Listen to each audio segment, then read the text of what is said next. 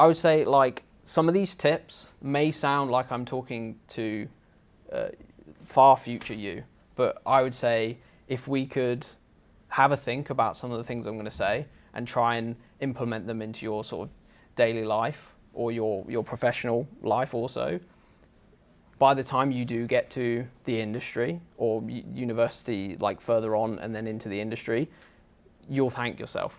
Like every student I've spoken to wishes they started these things a bit earlier. So a portfolio, any sort of fun games that you've made or little like artwork or anything like that, if you get it out there, it just shows that you're passionate about games and about the industry.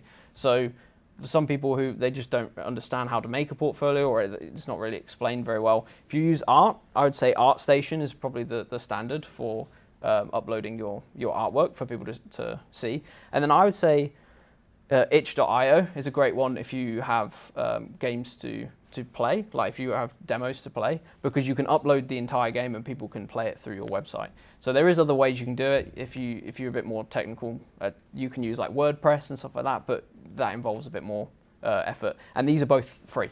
So you can, as soon as you start making something that you're really proud of, you can just put them on here and people can see what you have. And then when you go to game events, so like EGX or Insomnia or anything like that, you can go and talk to the developers. They want to talk to people. They're there to talk to everybody there and just have a bit of fun. And you can say, oh well, you can check my ArtStation page and see what. And that's how you start growing your network. And then all of a sudden you have so many people around you who are all in the industry, and you have a great amount of connections. So yeah, be proud of your portfolio.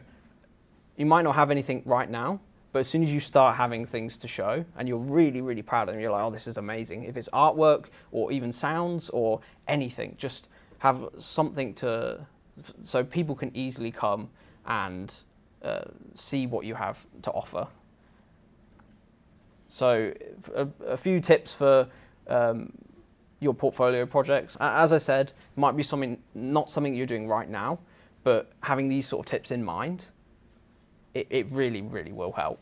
So if you make projects that are sort of small, and this covers everything, so art, sound, everything. If you try and make something that's smaller, like a smaller in scope, not too complicated, but it's really shows off your ability, that goes off so much better than you trying to make the next Grand Theft Auto game. Because everybody knows that it takes hundreds and hundreds of people to make the next Grand Theft Auto game.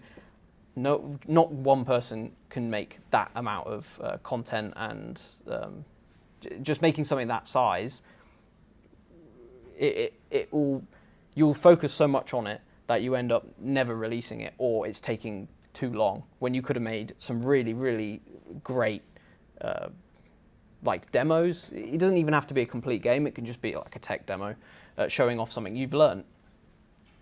So if you keep it short, you'll have more to show. That's at higher quality instead of really stretching yourself thin.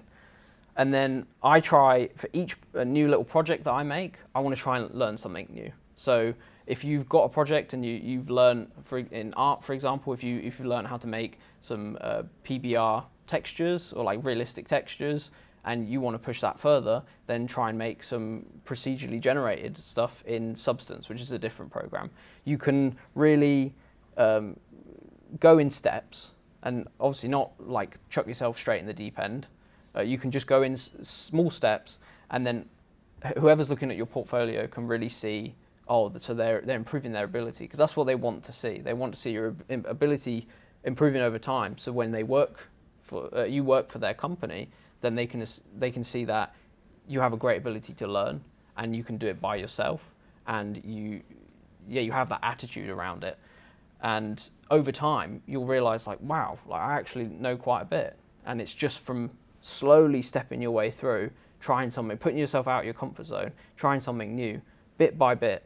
And you eventually have such a broad range of knowledge by the time you go into interviews and you're looking for jobs, that you'll just have so much more to offer to them. Because at the end of the day, when you're going for these jobs, you're trying to win over other people. Like, there is other people going for the same job. So if you have much more knowledge, by having fun. That's realistically what's going on, is you're having fun making these projects that you have a cool idea. You might just randomly think, oh, that'd be a good idea for a game. You try it, and then if you're happy with it and you get other people to play it, then you can release it onto your portfolio, and then you've learned something new, you've got something to show, and it shows that you're really committed. So in the next step, I'd always share your stuff on social media. If you're really proud of it, then share it. Like, it doesn't matter what it is. Like, I don't have like TikTok, for example, but I'm sure the games TikTok is probably very good. But like Twitter or anything, absolutely anything, just share what you have and get people's feedback on it, because you could be constantly making stuff and not realize, like, oh, that it might not be fun in this way, or it might not be great for some people to play because of this. And as soon as you start spreading out and get more people's opinions, you go, oh, okay, I didn't think about that. So then you're getting this reception from other people, and then you can improve yourself and what you make. So it really, really does help just to get people's, even if it's just friends and family or just people next to you, like, just if you can get their opinions on things, it will improve your ability quite considerably.